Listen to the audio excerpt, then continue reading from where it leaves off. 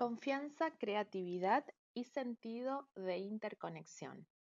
Más o menos en la misma época en que me enfrentaba al problema médico que me afectaba, volví a la facultad para estudiar un grado sobre literatura escrita por mujeres durante la época victoriana y eduardina.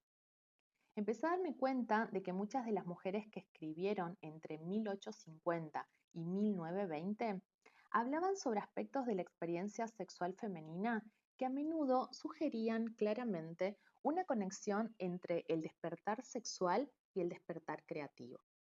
Durante esta revolución presexual, las escritoras anteriores a la segunda ola feminista, como Christine Rossetti, poeta lírica británica de la época victoriana, Kate Chopin, novelista americana del final del siglo XX, y Anaïs Nin, escritora de memorias francesas de los años 30, escribieron sobre la pasión sexual femenina como si se tratase de una fuerza incontenible, capaz de acabar con la voluntad y el dominio del individuo.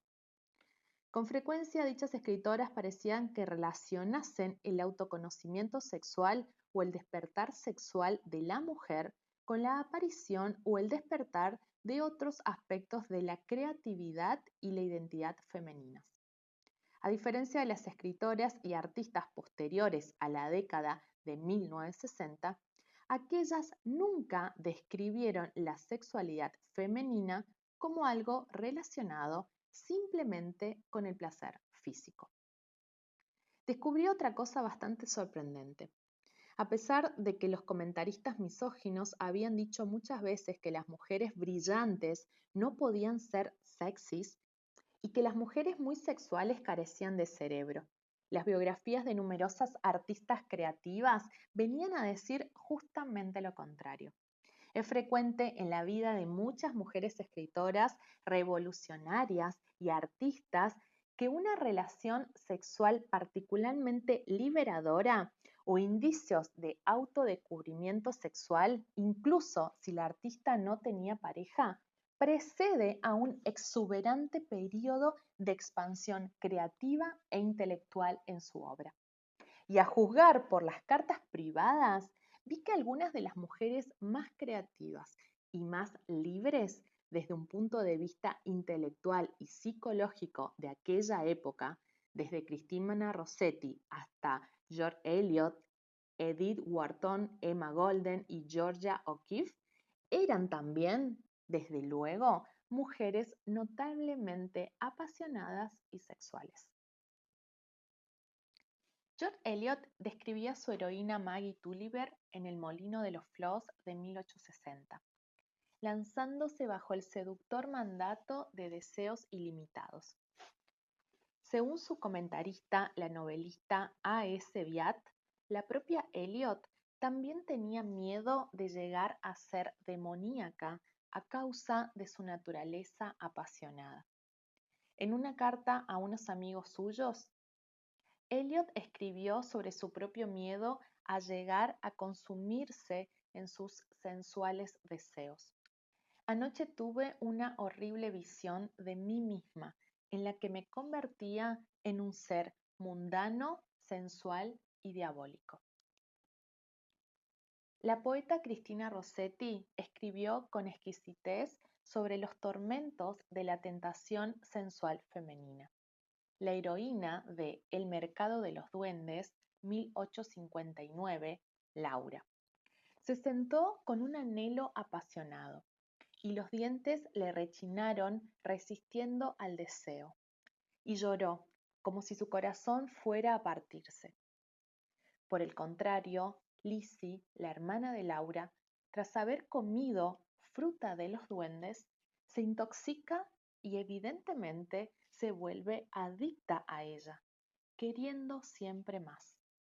Lizzie llora, abrázame, bésame sobre mis jugos, que he exprimido de la fruta de los duendes para ti, pulpa de duende y rocío de duende. Ella la besa y la besa con una boca hambrienta. El perverso y pintoresco comerciante de fruta en el mercado de los duendes exprimió la fruta de las dos niñas, que era como miel para la garganta, pero veneno para la sangre. La joven pintora Georgia O'Keeffe escribió al objeto de su amor, Arthur Witter McMahon, en 1915. Es tan extraño no darme cuando lo deseo. Es magnífico dar amor. O'Keeffe vinculando el entusiasmo de una nueva incursión en la abstracción con el entusiasmo de pensar en besar a un hombre. Escribió al fotógrafo Paul Strand, cuya relación sexual con la artista coincidió con un periodo de un espectacular crecimiento artístico de esta. Después, el trabajo. Sí, amaba el trabajo. Y te amo a ti. Quería rodearte con mis brazos y besarte intensamente. Fue gracioso que ni siquiera llegara a tocarte cuanto tanto lo deseaba. Llévame algunas noches contigo al drive. ¿Lo harás? Su biógrafo indica que ella terminó la carta provocadoramente refiriéndose al Riverside Drive, a donde iban los amantes por la noche en busca de oscuridad. Para muchas de estas creativas artísticas, el evidente despertar sexual y la súbita oleada creativa representaban momentos claves en su vida y parecía fundirse el uno en la otra. Y al parecer daban paso a una fase de trabajo que alcanzaba un grado de profundidad y energía superior al que tenía la fase de trabajo inmediatamente anterior en sus ubres.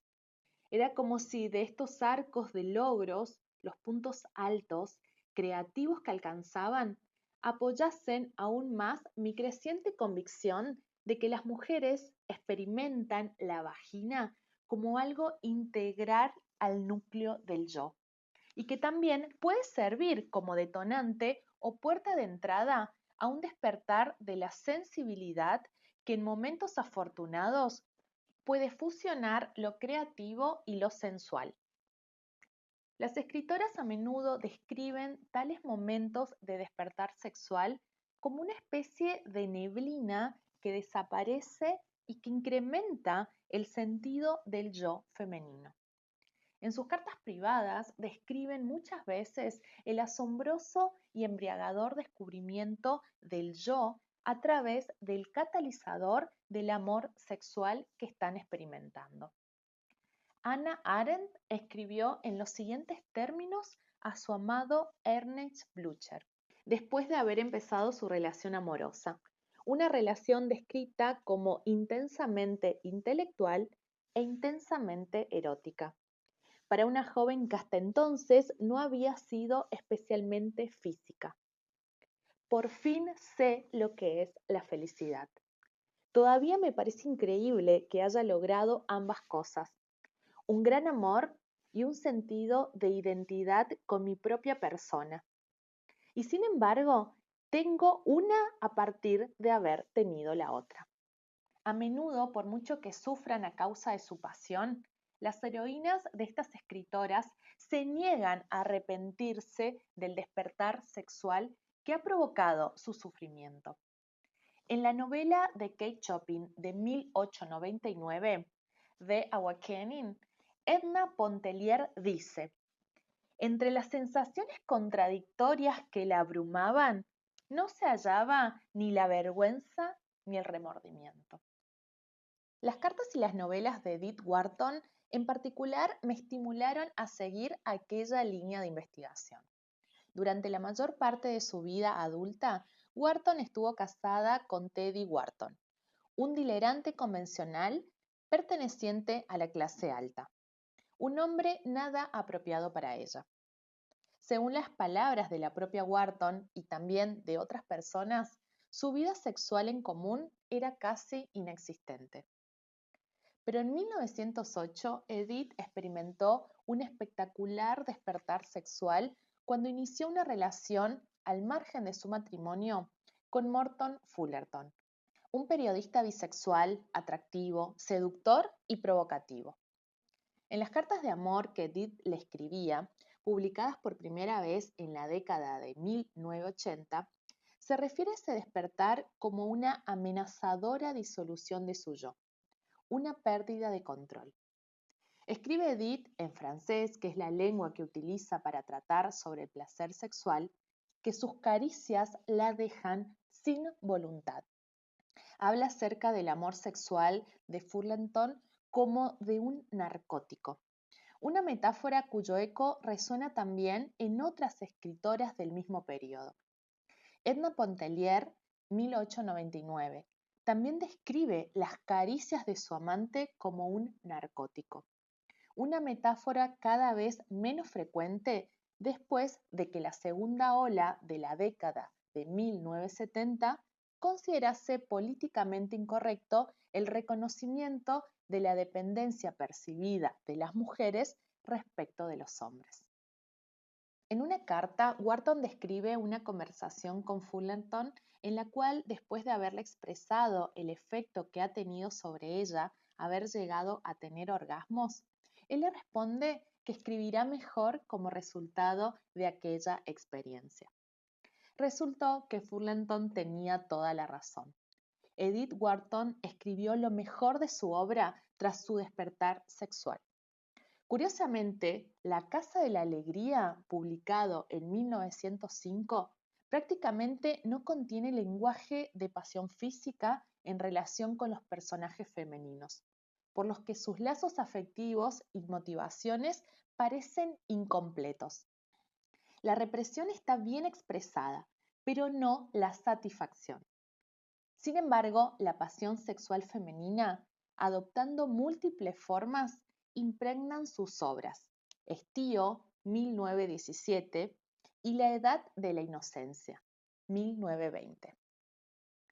A partir de 1908 y 1910, la prosa de Wharton se enriquece y se hace más táctil.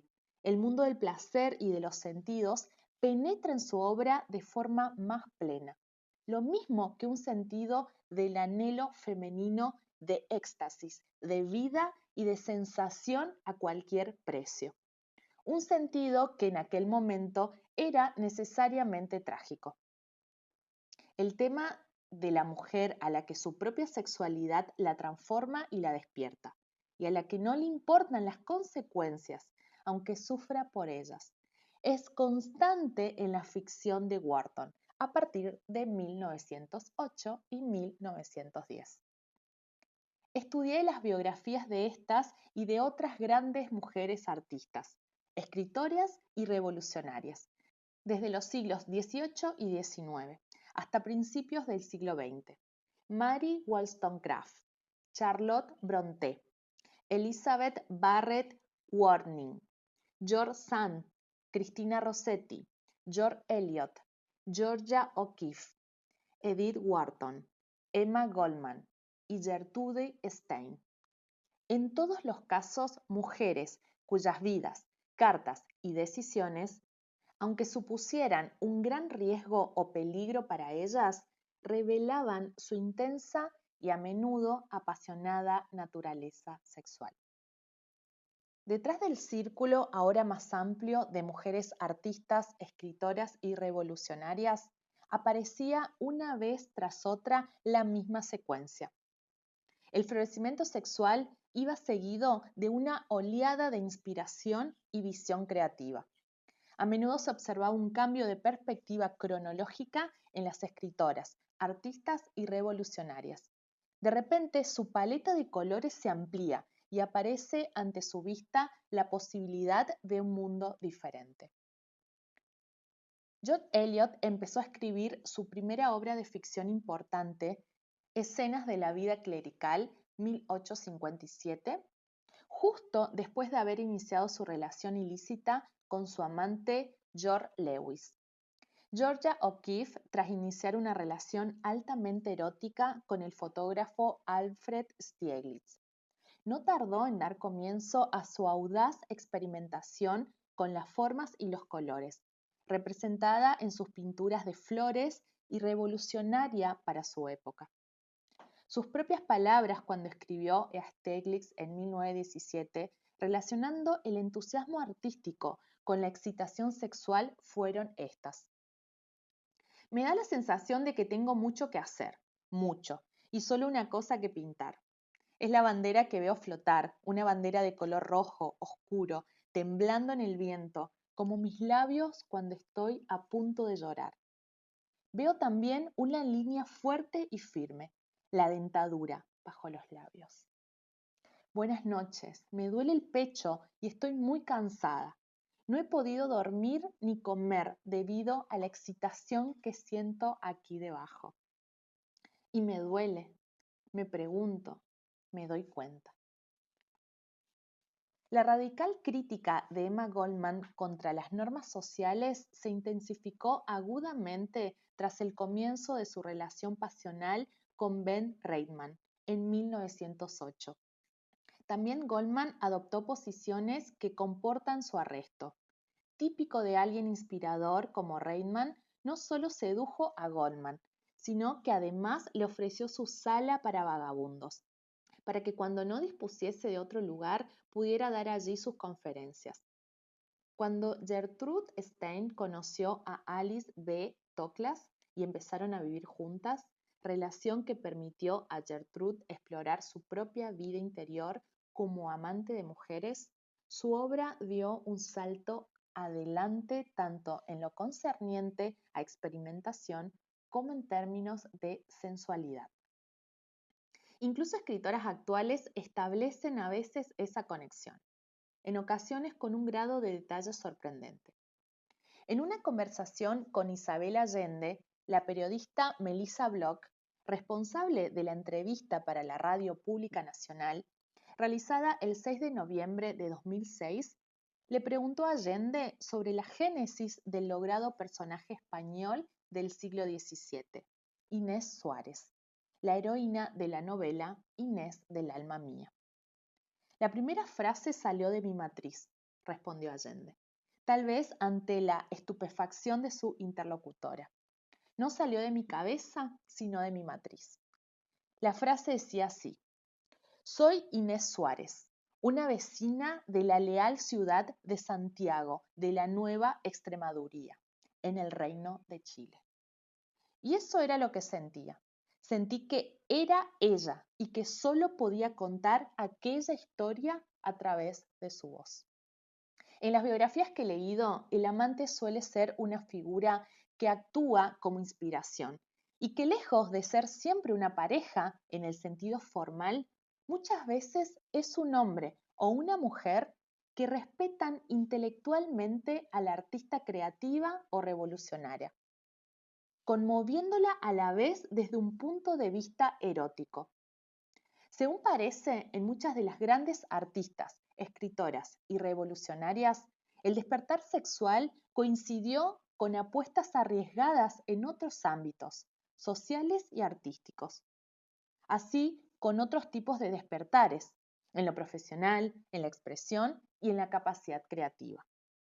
Empecé a preguntarme, ¿tal vez haya alguna relación que no percibimos entre libertad y creatividad y un despertar de la naturaleza más apasionada de la mujer? ¿Es posible que algo más profundo ocurra aquí?